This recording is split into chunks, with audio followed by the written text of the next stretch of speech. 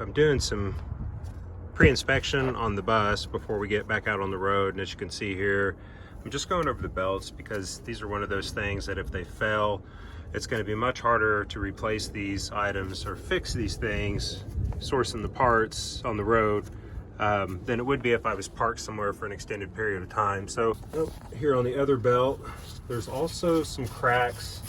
It's a little harder to see and get to, but you can see the cracks right there on this belt. The main reason why these are important is because these are my radiator fan belts. So I don't want to worry about fixing this and taking my bumper off and doing all this work while I'm on the road. I do have a pulley wheel that, as you can see, is completely failed. It's just been hanging on for dear life for God knows how long. So I'm gonna take these belts off, and then I'll go up to Napa and see if they can get me some new belts.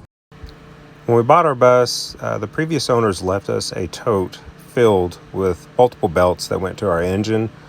Some of them were okay to use, but unfortunately the ones that we had that I could actually use, I didn't have enough of them, and some of them weren't the right size, so I did have to go out and pick out a couple more belts and have them sized properly. And then over there, some of those belts were just very old or may have been used, had been thrown back in the tote. And then I also had the old air conditioner belts, and I didn't have that anymore because I'd removed it, so those are just going to go in the trash. Still have to take the pulley wheel off and go get it replaced, so I'm going to work on that next. All right, so I got the pulley arm off, and you can see yeah, it's toast. So now I got to figure out where I'm going to source a new one of these.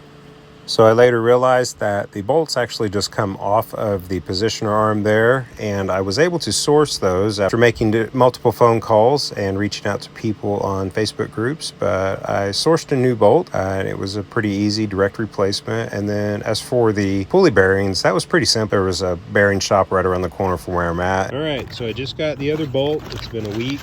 It actually shipped in 3 days. I reached out to someone in the bus community, finally got a direct replacement.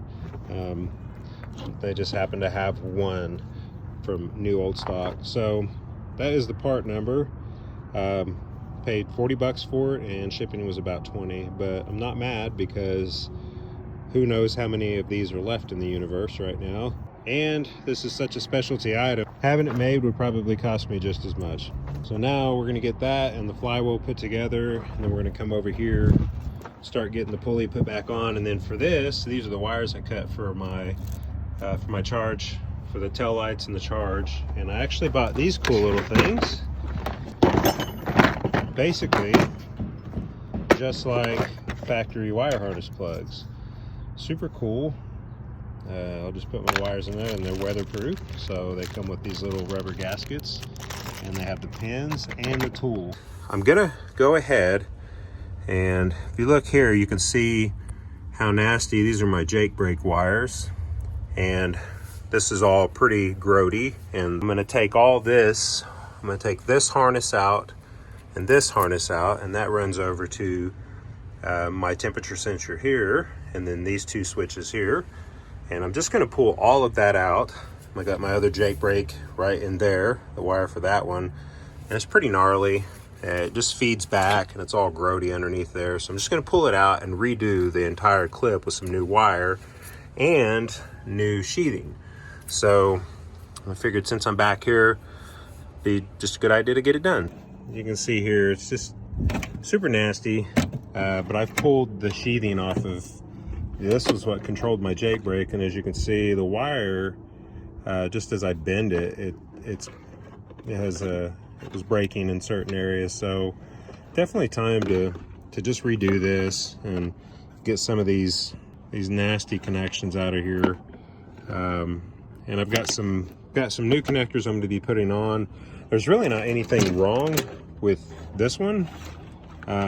So I think just to save, I mean, it's still pretty flexible, and the little gasket's still pretty soft, so I think I'm going to use that. And I don't have all the different colors of wire, and this is all still in good shape. It came off the inside of the bus whenever we did the work, or when we moved all the old wire. And then there's some brown wire here.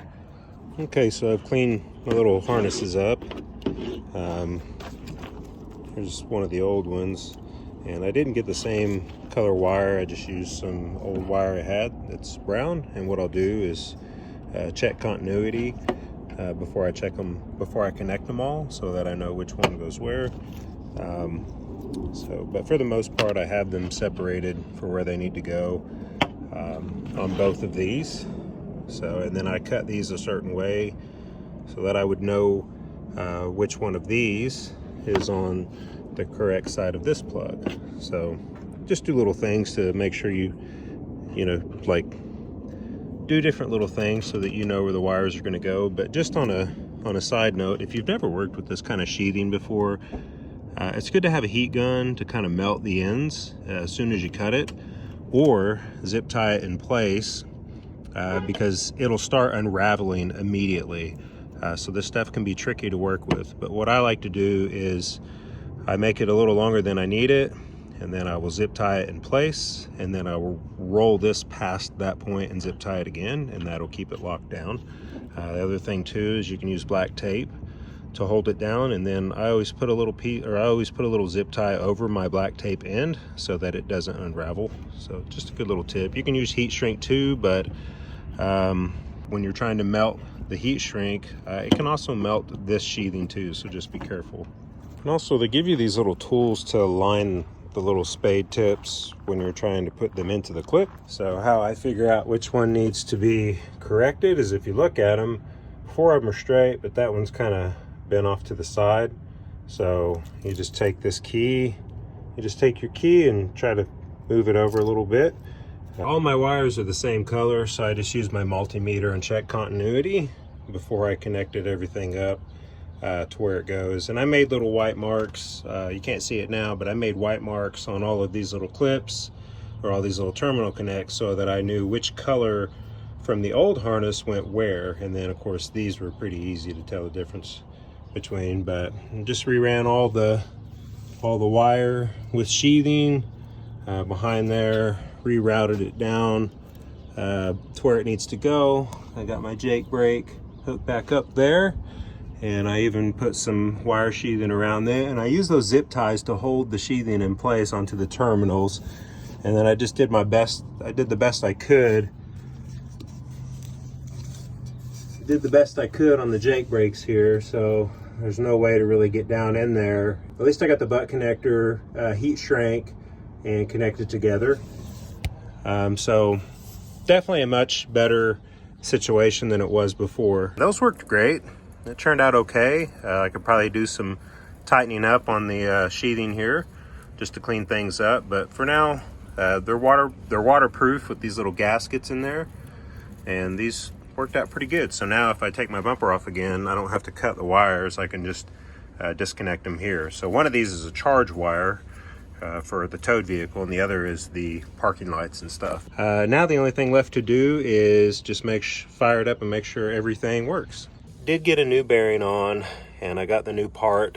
Everything's nice and tight now with the correct belts on it.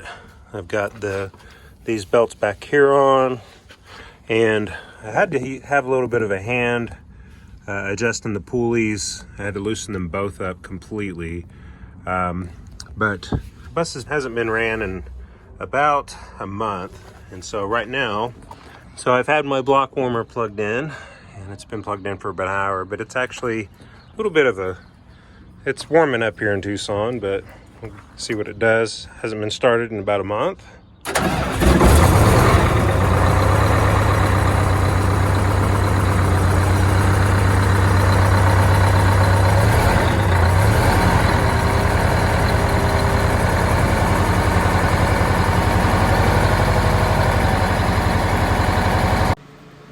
Now, just listening to the engine, I hear a little bit of hissing going on, and I do believe that somewhere I have an exhaust leak.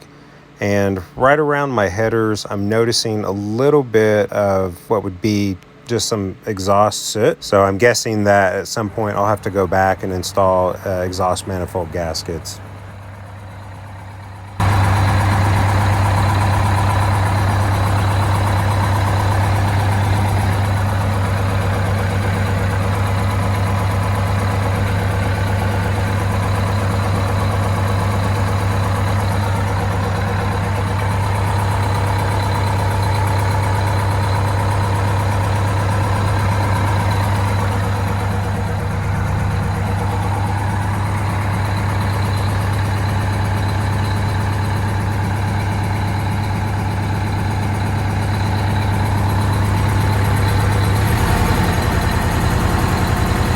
So we just got back from Palooza, and everything's doing just fine.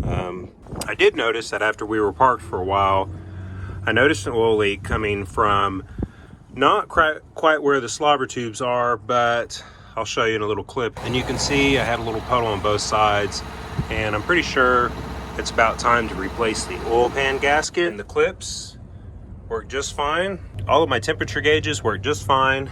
My Jake brakes, they were working perfectly well. And all of my wiring is holding up just fine. So hopefully this was just a fun little informational video for you if you've got an 8v-92.